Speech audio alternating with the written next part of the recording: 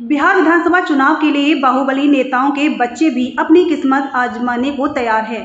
गोपालगंज के बाहुबली सतीश पांडे को लेकर भी कुछ ऐसी ही खबरें हैं। सतीश पांडे को बाहुबली नेता के रूप में जाना जाता है और उनका परिवार राजनीति में गहरी पैठ रखता है। इस बार चर्चा है कि सतीश पांडे के बेटे मुकेश पांडे भी आगामी बिहार विधानसभा चुनाव में अपनी किस्मत आजमा सकते हैं। बता दें कि सतीश पांडे के भाई पप्पू पांडे पहले से ही कुचायकोट विधानसभा से जदयू के विधायक है।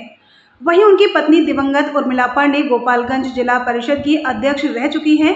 मुकेश पांडे की बात करें तो उनका नाम गोपालगंज की राजनीति में पहले से ही चर्चा में रहा है। 2021 के पंचायत चुनाव में उन्होंने जिला परिषद क्षेत्र संख्या 18 से चुनाव लड़ा था, लेकिन तीसरे हत्याकांड की पीड़िता माधुरी यादव के खिलाफ उन्हें 900 से अधिक वोटों से हार का सामना करना पड़ा था। यह हार मुकेश और उनके परिवार के लिए एक बड़ा झटका थी, क्योंकि सतीश पांडे और उनके परिवार का इस क्षेत्र में काफी प्रभाव माना जाता है। फिर भी मुकेश पांडे की राजनीतिक महत्वाकांक्षा कम नहीं हुई और माना जा रहा है कि वह विधानसभा चुनाव में एक मजबूत दावेदार के रूप में उभर सकते हैं। सतीश पांडे का इतिहास विवादों से भरा रहा है। वे पूर्व में बिहार पुलिस में थे और सीवान के जिलाधिकारी के अंगरक्षक भी रह चुके हैं। हालांकि बाद में वे अपराध की दुनिया में शामिल हो गए और कई आपराधिक मामलों में उनका नाम आया, जिसमें तीसरे हत्याकांड का मामला भी शामिल है।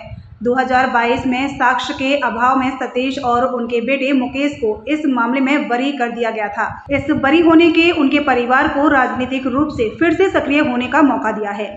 गोपालगंज की राजनीति में सतीश पांडे के परिवार का प्रभाव क्षेत्रीय स्तर पर काफी मजबूत रहा है। उनके भाई पप्पू पांडे 2010 में वीएसपी और 2015 में जदयू के टिकट पर विधायक बन चुके हैं। मुकेश पांडे के लिए यह एक फायदा हो सकता है, क्योंकि उनके परिवार का राजनीतिक नेटवर्क और स्थानीय समर्थकों का आधार उनकी उम्मीदवारी को बल दे सकता है। हालांकि मुकेश पांडे के खिलाफ आपराधिक पृष्ठभूमि के आरोप और पिछले चुनाव में हार उनके लिए चुनौती भी बन सकते हैं। मुकेश पांडे की संभावित जिम्मेदारी को लेकर गोपालगंज में सियासी हलचल तेज है।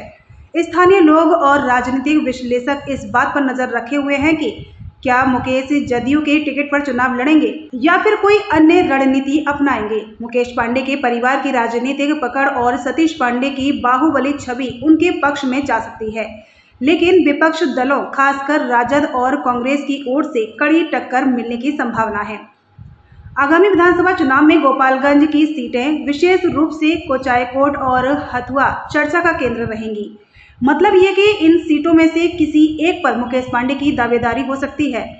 कुचायकोट से पप्पू पांडे पहले से ही विधायक हैं, तो ऐसे में मुकेश पांडे हथुआ सीट पर दावेदारी मजबूत कर सकते हैं। मुकेश पांडे की उम्मीदवारी न केवल उनके परिवार की राजनीतिक विरासत को आगे बढ़ाने का प्रयास होगा, बल्कि यह भी तय करेगा कि क्या वे अपने पिता और चाचा की तरह क्षेत्र में अपनी मजबूत मौजूदगी दर्ज करा पाएंगे।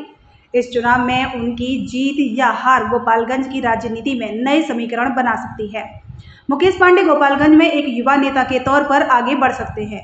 मुकेश को अपनी छवि को एक युवा और विकास उन्मुख नेता के रूप में पेश करना होगा, ताकि वे मतदाताओं का विश्वास जीत सकें।